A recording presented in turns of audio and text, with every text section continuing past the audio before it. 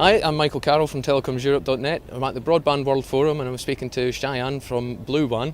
Shayan, first of all, I think if you can give us a brief 30-second summary about the company, your history and what you're selling. Sure. So, thank you, Michael. Bluwan's about 5 years old.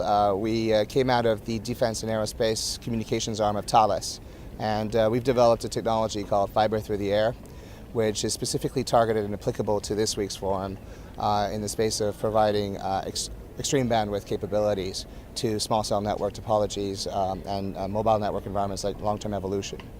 And do you see that technology as being particularly relevant? There's obviously a lot of debate around last mile coverage and so on. Is it something that you can sell into that industry, or are you specifically targeting, as you say, colleges and those sort of small cell environments? It's extremely relevant today. I mean, let's talk about the definition of a small cell for a second, right? People seem to think that small cells are about femtocells, picocells. Now, the fact of the matter is, small cells exist today. If you look at an urban environment like central London, Zone 1, count the number of base stations that an operator has. The average number of base stations is about 150 base stations in a 1 kilometer radius, right? And only a quarter of those have fiber backhaul. So you have to provide microwave backhaul to all those cell sites today. That's 3G.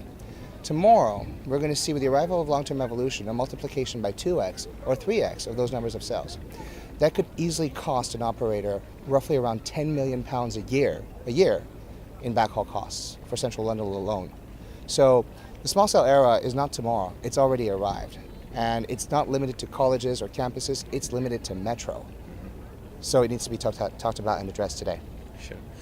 Are you finding it a tough sell though? I mean, again, it's a technology, as you mentioned, people always think of femtocells and so on, and very much a consumer-oriented solution. Are you finding this a tough sell at an event like this, or are the people here quite well educated and quite well aware of it and receptive to it? It's a very good question. I mean, traditionally, the forum has been privileging wireline and fixed broadband angles, so fiber GPON or DSL, VDSL. This is the first time in the event's inception that we're actually seeing dedicated tracks for wireless as an option. And I think there's an evolution that's happening in the minds of fixed line operators that their networks are no longer just going to be limited to a fixed remit. They are going to have to look at access evolution, and part of that is going to be broadband wireless access and leveraging new technologies like LTE to attain their coverage objectives. So there is a certain sort of increased awareness on these technologies and a higher degree of receptibility to those kinds of solutions, absolutely. Yeah, it does seem to be something that's discussed a little more in the keynotes this morning and Absolutely. so on, about a sort of much more integrated approach to sort of providing the broadband and so on. Yeah. You mentioned earlier that this is a great thing, for campuses, metro areas and so on. Is it something that can also roll out into rural areas? Are there benefits for that? Because again, this is a sort of key issue of the event so far. The rural question is always going to be at the top of people's minds here, right? And not just rural in terms of mature markets, but we got to look at rural or emerging markets. And the differences are astonishing. I mean, you can take into account things like power, bandwidth, of course, cost per gigabit. And the cost per gigabit is going to be key in order to achieve ubiquitous broadband worldwide.